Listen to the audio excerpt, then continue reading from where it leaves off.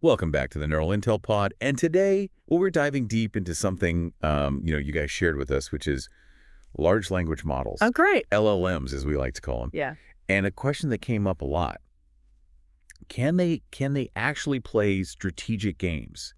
But even more than that, can they keep a secret? Yeah, that's a really fascinating question. I mean, it kind of gets to the heart of how these LLMs are actually handling information, right? It's not just about processing. It's like, can they understand when to reveal, when to conceal, the strategic side of things? Absolutely.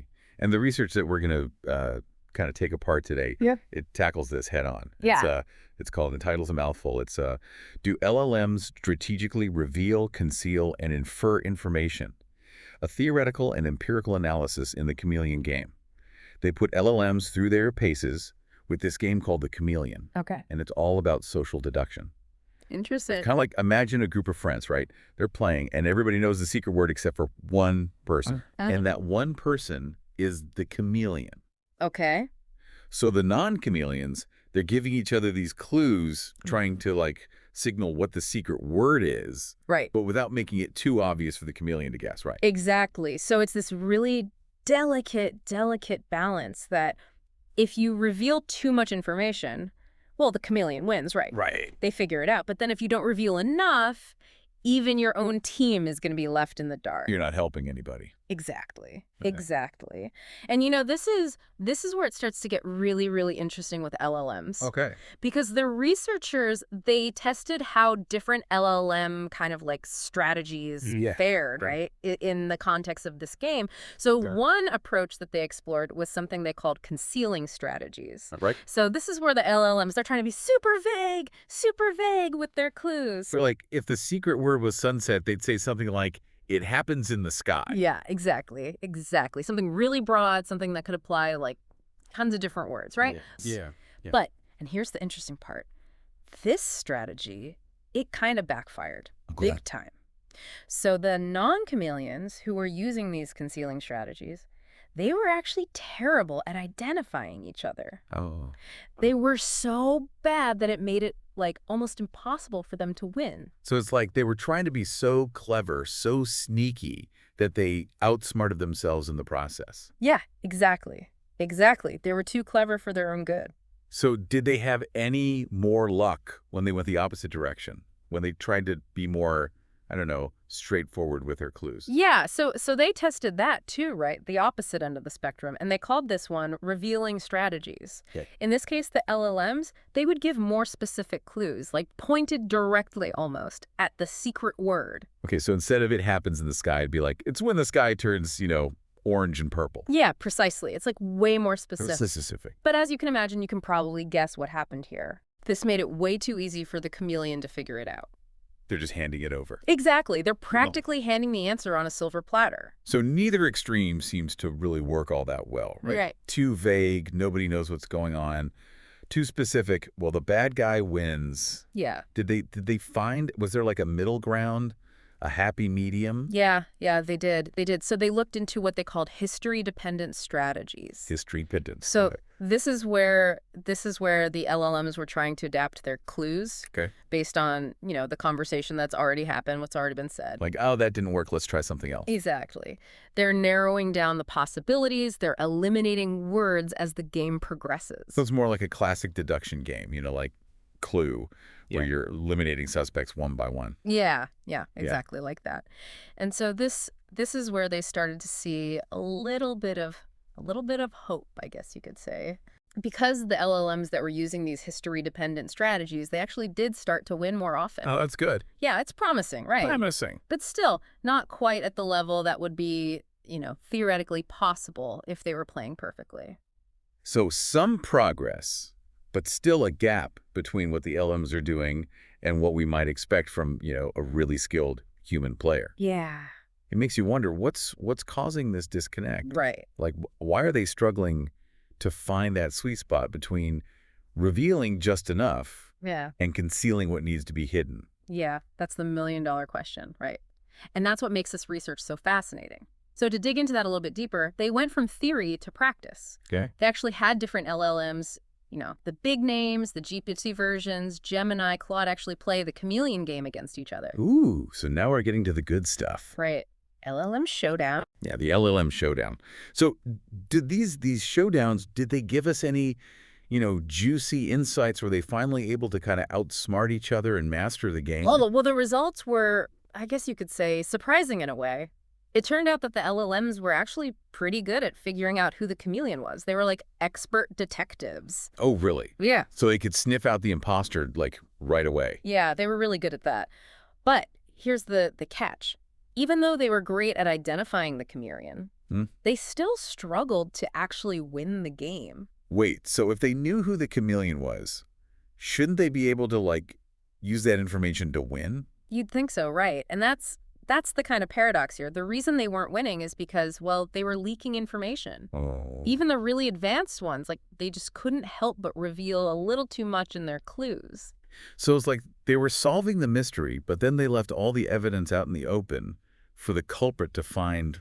Exactly. That's a perfect way to put it.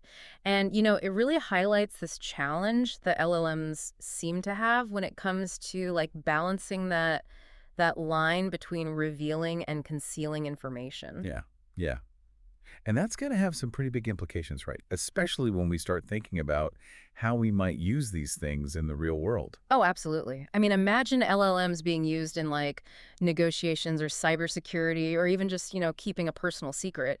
If they're struggling with this in a game, it makes you wonder, how are they going to handle sensitive information in those kinds of situations? Yeah, it's a little unnerving when you think about it that way. Yeah, for sure. So to really get a handle on this whole information leakage thing, Okay. the researchers, they came up with this really clever method. Okay. They used, get this, web search results. Web search results. How does that even relate to, LLMs playing the chameleon? It's all about probabilities, right?